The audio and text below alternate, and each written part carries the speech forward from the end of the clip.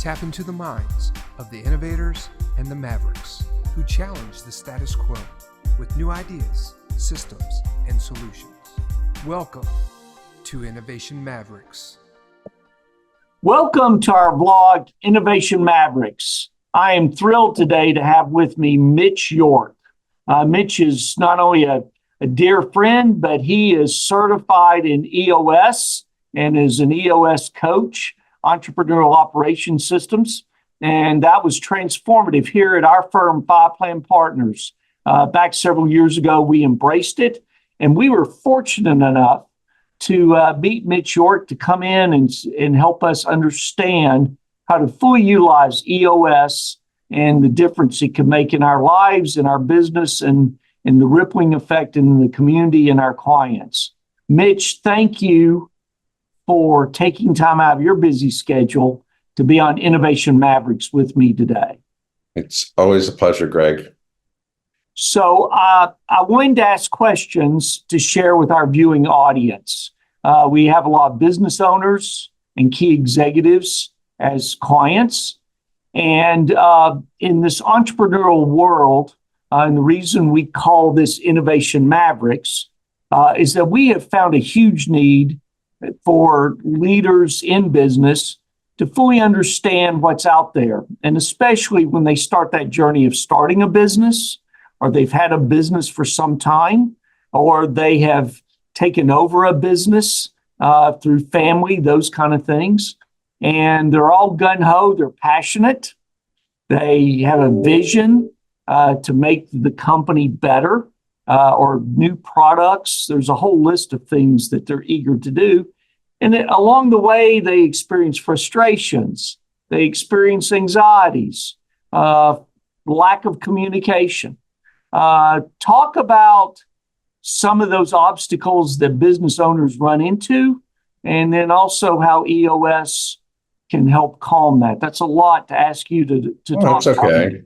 Yeah, well, it's what every entrepreneurial business faces. So it's something that I see just about every day. And even depending on where you are in the business formation cycle, whether you're just starting or whether you just bought a business, an existing business, there are certain things that you just discover as you move along. And the things that I think frustrate business owners the most at whatever stage, it boils down to a few things. Either everyone's not aligned, they're not all moving in the same direction. So different people have different ideas of where the business should go. That's I've experienced that, yes.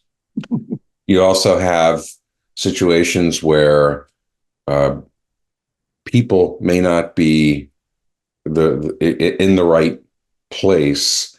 Either they're not right for the job or they're not right for the culture. And when you have that situation, everything kind of gets staticky. Mm-hmm. So they're frustrating. People problems are probably the most essential issue that needs to be solved in most organizations. Getting the right people on the bus, so to speak, I think is really key.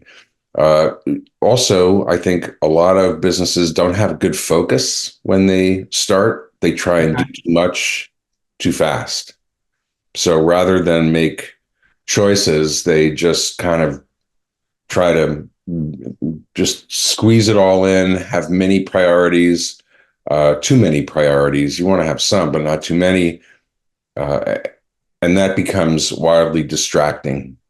Because if everything's important, nothing's important. Right. Sure. There's always a lot of fires burning. Right. So I mean, these are people, focus, measurement. What are they looking at? How does the company know that it's doing the right things at the right time? What numbers are being measured? What are the metrics? And then not just at a company level, but at a person-to-person level. How do people know if they're being successful? So these are all the things that swirl around. Yeah. EOS is a system that solves for a bunch of these issues. So, and that's why the entrepreneurial operating system is just a set of very simple tools and principles that helps companies solve these sorts of problems in a very simple way. And we teach these tools to entrepreneurs and their leadership teams. And once they adopt them, they never look back. I mean, that's what you find with companies that start doing EOS and learn the tools. Once they have them, it's sort of like once you've mastered them, you really you never go backwards. No one would ever say, "Hey, now we have a system, let's throw it out the window." So once you learn the basics, you have the structure that you need, you have the measurement that you need.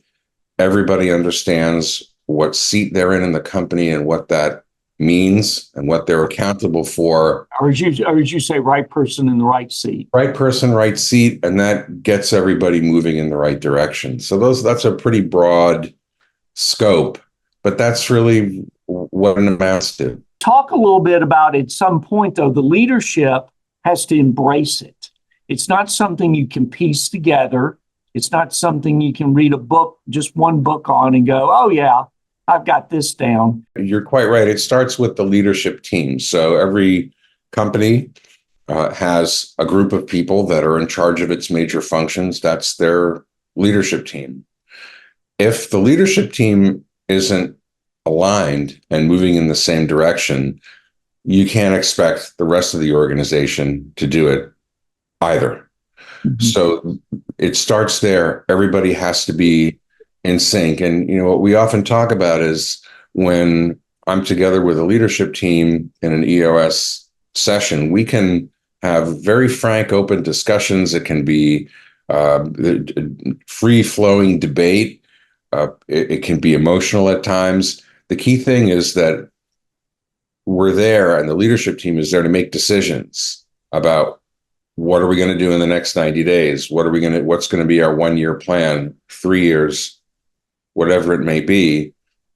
And once the discussion has resolved in that room, and sometimes not everyone is in agreement, but the call has to be made, just like a baseball game. That's you got to make the call.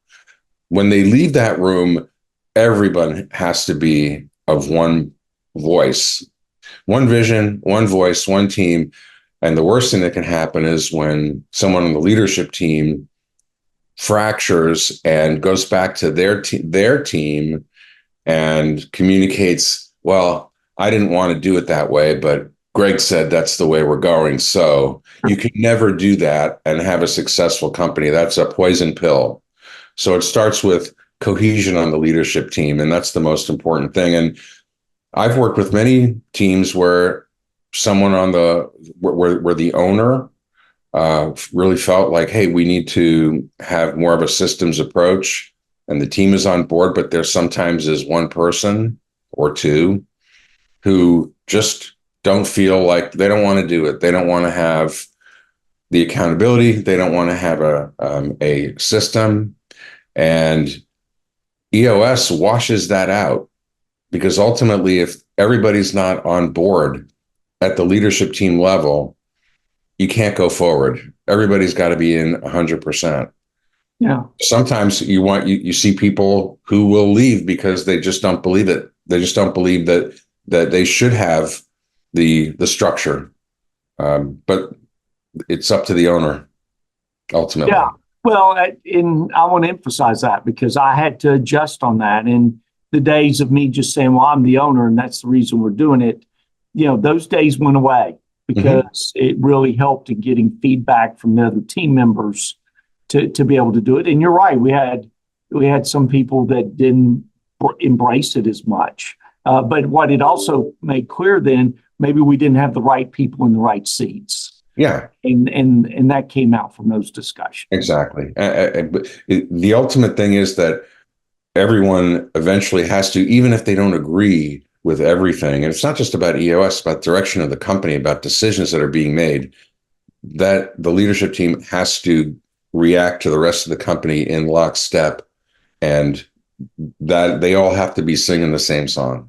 Yeah, and too often the visionary, or in this case, the owner, they're they're half bridge builders. They know how, they see the idea, they see the solution, they start building that bridge, but they need a whole team, or a whole organization to complete that bridge. Right. So it brings everybody together to think at it in different perspectives. And Right. that's been invaluable to me, to see vision that I had years ago when I started my firm, Five Plan Partners, to see people embrace that, but also then through their thought process, their opinions, their ideas, we totally enhanced our overall client experience, as well as taking care of our clients in multiple ways, extra services that we added that I never would have thought of.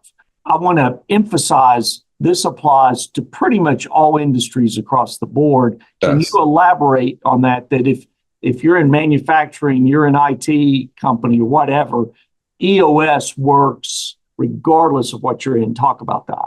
Yeah, it's really agnostic to industry, because at a certain level, all entrepreneurial businesses have certain things in common. You need to have the right product in the right market. You need to market and sell that product or service. You need to have really good operations, and you need to have good financial controls. If you have a company that's really strong in selling, but weak in operations, even if they're strong in finance, doesn't do much good, because they're going to gain customers, then lose them for bad service. And yeah, they can manage their finances well, but it doesn't matter. So the building blocks all have to be strong: marketing, sales, operations, finance, and all the other key functions. And those functions exist in every business. There's not a business you can name, even if it's a medical office, doctors, or an engineering firm. And a lot of times it's interesting. I've had clients where they're in, let's say, I'll give you a real example. They're an engineering firm, and everyone on the leadership team is a certified licensed engineer. And they're a small firm, so they had to figure out, well, who's going to be in charge of critical functions of the business? They're not just engineers. Someone does have to be involved in marketing and sales. Sure. Who's going to do that? And so people have to take on, and sometimes you can't just go out and hire a marketing and salesperson. So those people have to take on those roles and do them to the best of their ability until they grow enough to have someone dedicated to it.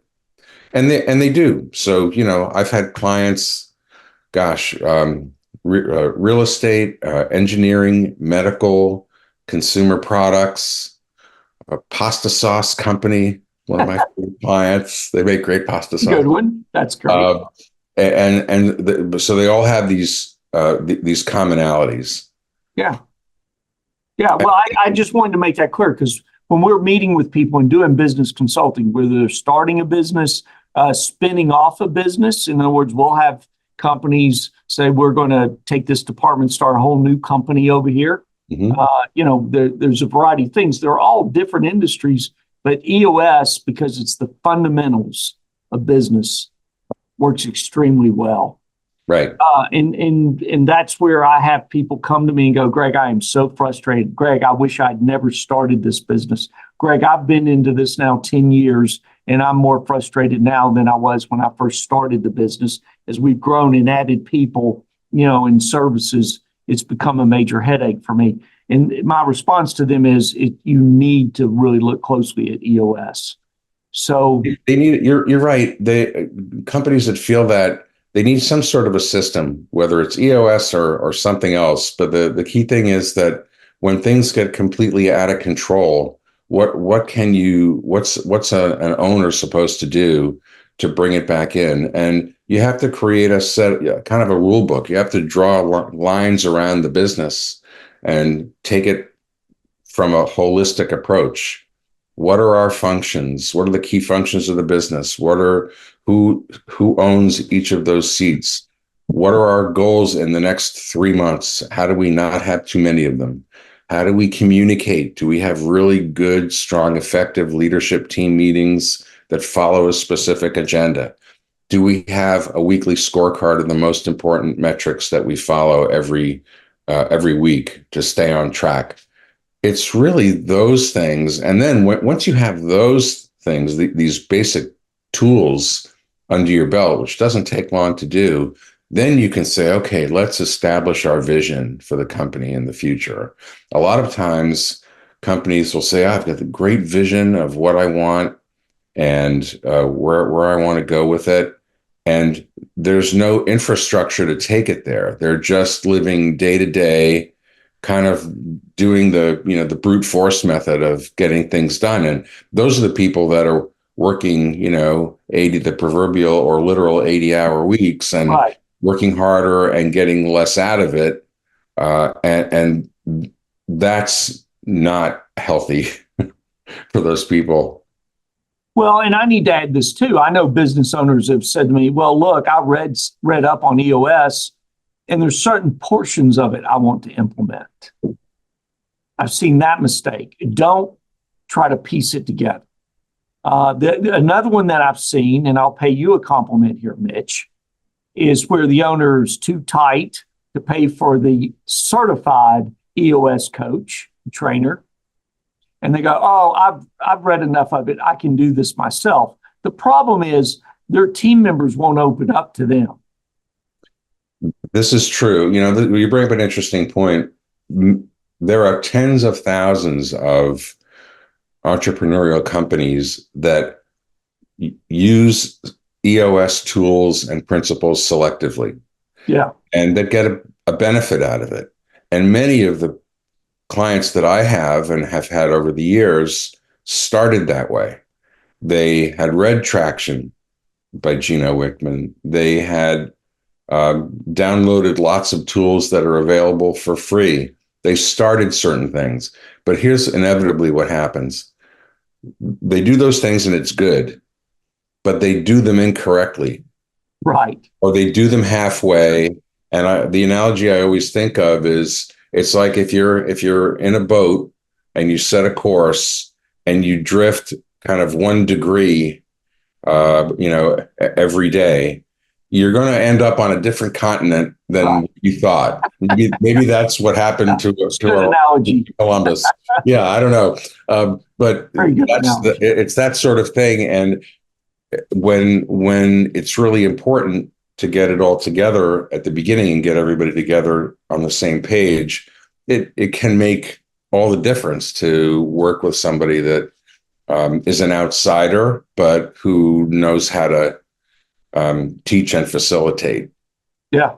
And there are a lot of us out there, but it's a lot more effective than picking and choosing. And the one thing that I really caution against is sometimes there'll be companies and they'll say, well, I read an interesting thing in Traction, and then I read something else over here and over there. And they kind of created a stew of different things, right, that they're sort of jamming into their Very business. true. And that never works. I've never seen that work. Right. So it's kind of like pick your system and use it, whatever system, and just become a really good user of it.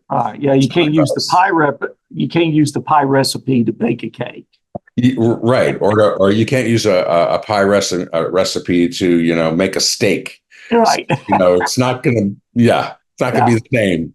Sure. Not at all. Good points. Well taken. So what are the steps that, an owner needs to take? They're watching this, they're an owner, they want to start a company, be an innovation maverick, got a new concept or product they want to do. What are the steps they need to take to go on and implement EOS? What advice would you give? I would make a distinction between someone who is either just starting a business now, Okay. or someone who has a business that is up and running. And so most of the folks that we work with have between 10 and 500 employees. So they're already kind of out there. Right. If you're starting a business, though, what I think is really good is to read the book Traction. Okay. Go to EOS Worldwide. By Gino Wickman. Right. Go to EOSworldwide.com.